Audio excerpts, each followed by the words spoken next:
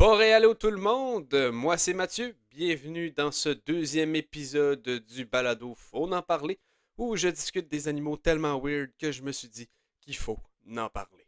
Alors cet épisode a pour thème un animal qui est tellement différent de tous ses proches parents, qui est pas difficile de s'imaginer que finalement c'est peut-être Dieu qui en a pris une de trop pendant qu'il s'amusait à créer la vie sur Terre, j'ai nommé Monsieur Net. Oh, excusez, apparemment, je me suis trompé. J'ai lu chauve qui sourit au lieu de chauve-souris. Bon.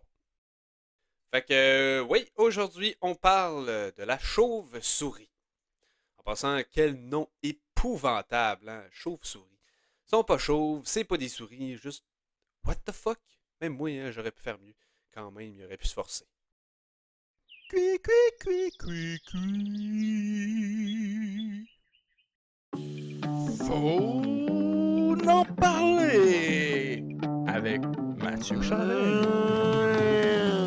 Cui, cui. Miaou. Yes, sir, Miller. Rabbit, rabbit. La pontue. Ouf, ouf.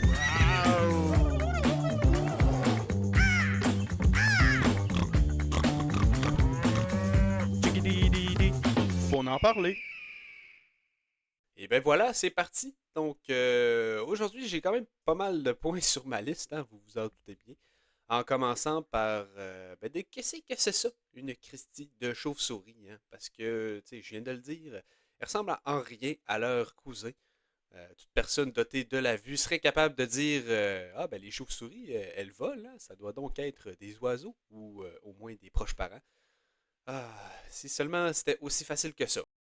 En fait, les animaux les plus rapprochés génétiquement parlant des chiroptères, c'est-à-dire la famille qui regroupe les différentes espèces de chauves-souris, seraient entre autres les chevaux, les bovidés, les félins, les canidés et les mammifères marins.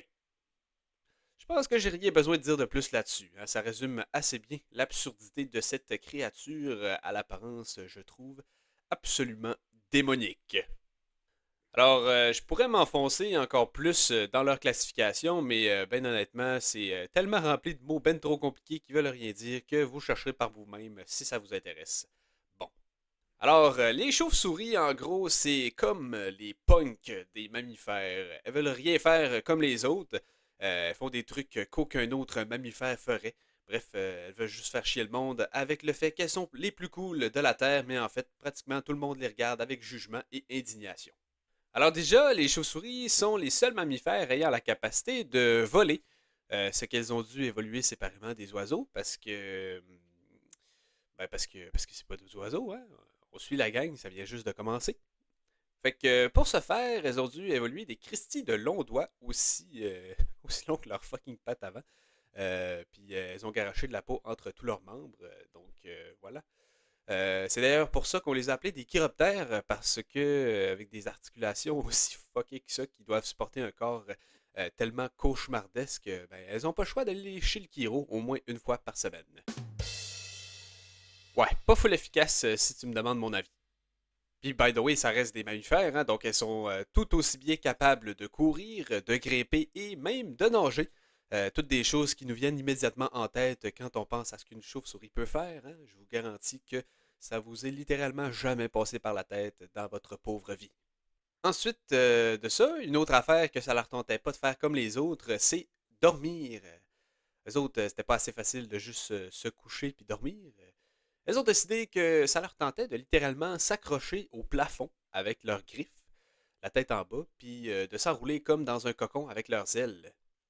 Juste pour le fun, comme si c'était pas assez weird comme ça, elles ont décidé de faire ça dans des grottes.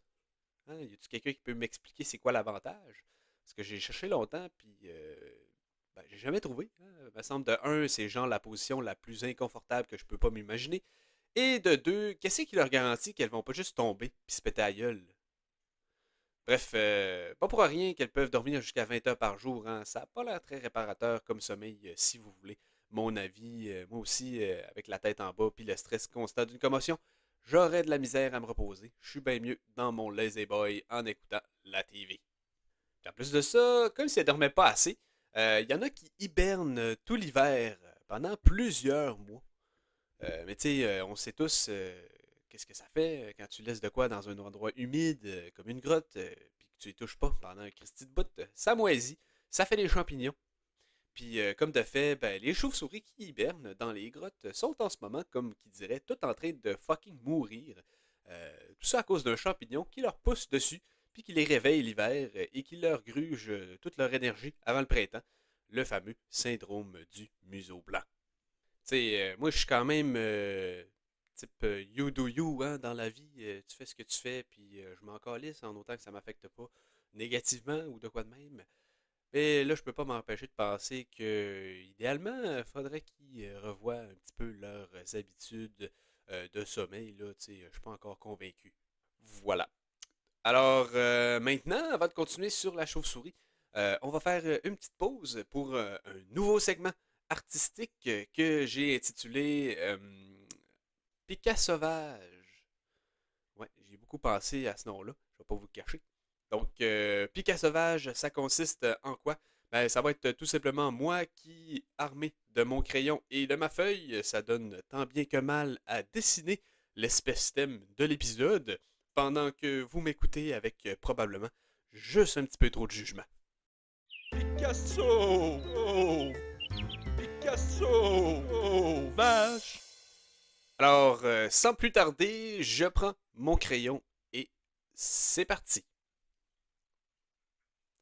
Donc c'est bon, j'ai commencé, j'ai déjà fait un premier trait. Hey, ça part bien. Oh, une belle technique ici. Oh, une autre très belle courbe.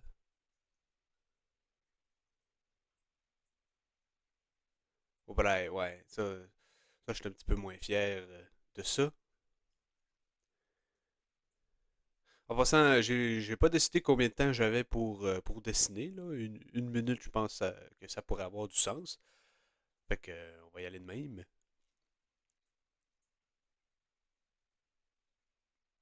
Et là là.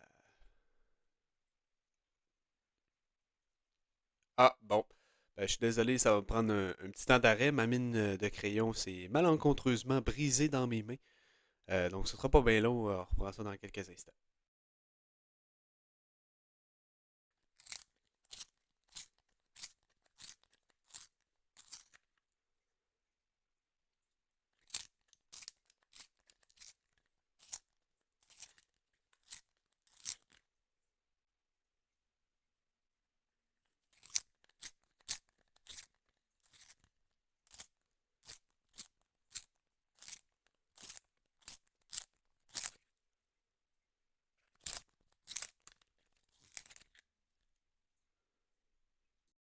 Alors, on reprend.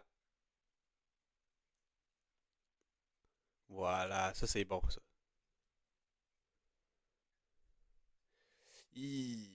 Ouais. Bon, je pense que j'ai bientôt fini, là. Il me reste un petit soleil à rajouter, hein, quand même. Quel dessin ce serait sans soleil? Voilà. Incroyable, le trait final.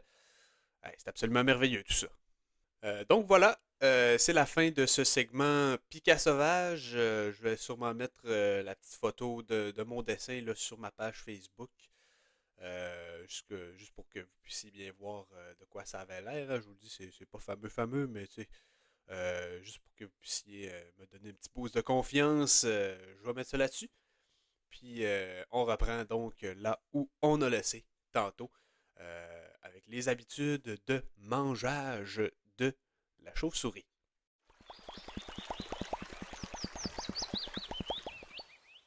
Fait que la chauve-souris... Mon Dieu, la chauve-souris. Fait que la chauve-souris, bon, ça mange quoi? Ça mange, ça mange des insectes, puis les insectes, elle les attrape en vol. Rien de bien étrange jusqu'ici, jusqu'à ce qu'on apprenne que ben, les chauves-souris sont comme qui dirait pratiquement aveugles. Ouais, ça me fascine quand même beaucoup parce que pourquoi? Tu sais, bon, je suis loin d'être un expert là, mais je suis pas aveugle non plus.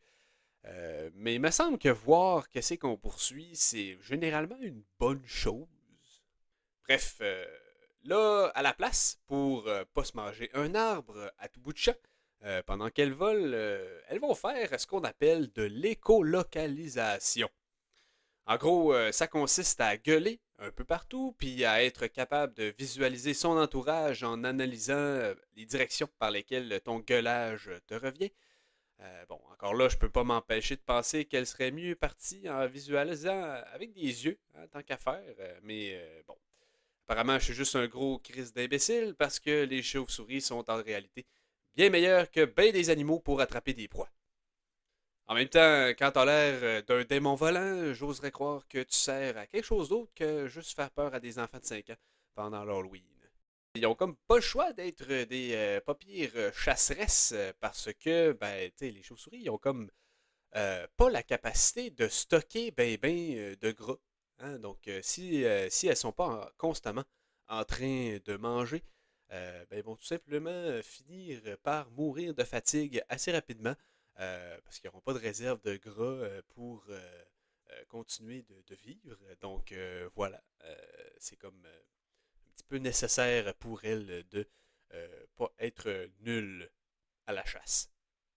En passant, petite side note, les chauves-souris peuvent devenir quand même vraiment énormes. La plus lourde peut peser jusqu'à près de 5 rouleaux de papier de toilette en termes de poids. Hein, c'est quand même assez intense. Et by the way, on va l'appeler le fucking renard volant des Philippines. Hein, souris, ça faisait plus, là, fallait upgrader un petit peu. Puis sinon, ben, la plus petite va faire l'équivalent d'à peu près 2 timbres. Donc, c'est quand même une bonne différence là, entre les deux. Alright, viens-tu transitionner avec moi?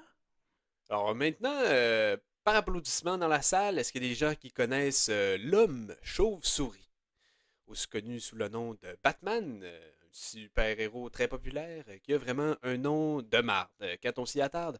Parce que, tu sais, je sais pas si vous avez remarqué, mais il n'y a pas grand-chose à voir avec les vrais chauves-souris, à part le fait qu'il vit dans une Batcave et qui est actif la nuit.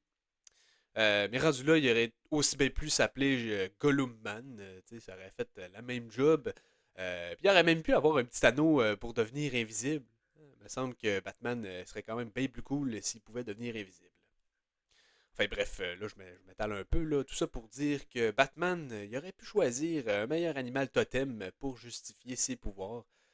Puis être un petit peu plus cool que juste un dos dans noir qui tue des bandits. Tu sais, moi, ça m'intéresse pas trop, un super-héros qui, en fait, c'est juste quelqu'un qui utilise plein d'armes avec le préfixe Bat en avant. Genre Batman qui grimpe dans sa Batmobile pour aller sauver Gotham City d'un des 12 000 Bat-vilains avec son Batarang pis ses Bat-shuriken. Puis là, quand il réussit à l'attraper, il arrête avec ses Bat-menottes qu'il y avait dans ses Bat-pantalons. Puis là, pour paraître cool dans son Bat-masque pis sa Bat-armure, ben, il dit « Tu sais ce que j'ai d'autre dans mes Bat-pantalons? » Puis là, le vilain, il dit « Non. » Puis là, Batman, il dit mon bat. Puis là, le vilain, il comprend pas. Puis il lui demande ton bat quoi. Puis là, Batman, il dit mon bat. Puis là, le vilain, il dit est-ce que t'es dégueulasse, mon enfant de chienne, je vais te tuer. Puis là, le Batman, il dit Bat, t'as beau essayer, mais c'est moi le super-héros. Fait que si jamais je suis en train de battre perdre, ben je vais juste sortir mon bat Luck 18. Puis ça va battre finir là. Puis là, le vilain, il dit bat tabarnak, laisse-moi tranquille, laisse-moi partir, mon écœurant. Puis là, le Batman, pour aucune raison, il dit ok, c'est bon, je te batte libère, mais si tu me promets de te battre fermer à gueule, puis suspendre tes activités de bat vilain pour les 100 bat prochaines années, sinon je te renvoie en bat prison où tu vas devoir faire bien attention de ne pas échapper le bat savon dans la bat douche parce que sinon tu peux dire adieu à de bat. Alors voici maintenant une transition super efficace vers le prochain segment de l'épisode qui sera le tant attendu retour de Vrai ou Faune qui fait son grand retour après 0 épisode d'absence et qui a connu un grand succès lors du premier épisode. Donc voilà, c'est parti. Miaou! Vrai ou faune? Cela va comme suit. J'émets un énoncé sur la chauve-souris et vous tentez de m'indiquer si ce dernier est vrai ou faune. Attention, le voici. Vrai ou faune? Quand on observe un groupe d'individus, on dit qu'il s'agit d'un ouragan de chauve-souris. Alors, si vous avez répondu faune, eh bien, vous avez raison. En fait, un groupe de chauves-souris, s'appelle plutôt un nuage et non pas un ouragan, parce que contrairement à la croyance populaire, ce ne sont pas des vampires. Miaou. Pipi. Vrai ou faune? Donc on va finir ça avec le dernier point sur ma liste, et non le moindre. Vous savez, c'était déjà assez facile de pas aimer les chauves-souris. Hein.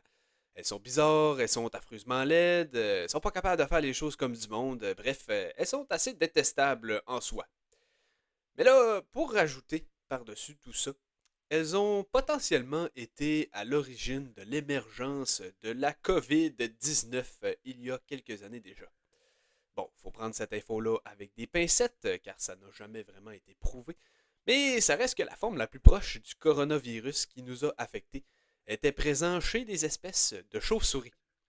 On pense donc que la chauve-souris aurait transmis leur coronavirus à un autre animal, un autre intermédiaire, qui l'aurait ensuite transmis aux êtres humains. Donc, c'est peut-être vrai, c'est peut-être faune, mais une chose est certaine, c'est que dans tous les cas, ça va pas les rendre plus aimables. Alors, on termine là-dessus, gang. Voilà, c'était tout pour cet épisode. Blague à part, les chauves-souris sont très importantes là, pour l'environnement. Donc, c'est super important de les protéger. Même si elles ont quand même l'air, là, on va pas se le cacher, d'un gremlin volant à moitié pas de poils. Alors, sur ce, on se dit bye-bye et on se revoit pour un autre épisode. Miaou. Yes, sir, Miller. Rabbit, rabbit. La pontue. Ouf, ouf.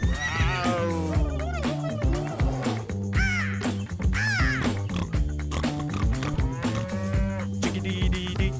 Faut en parler.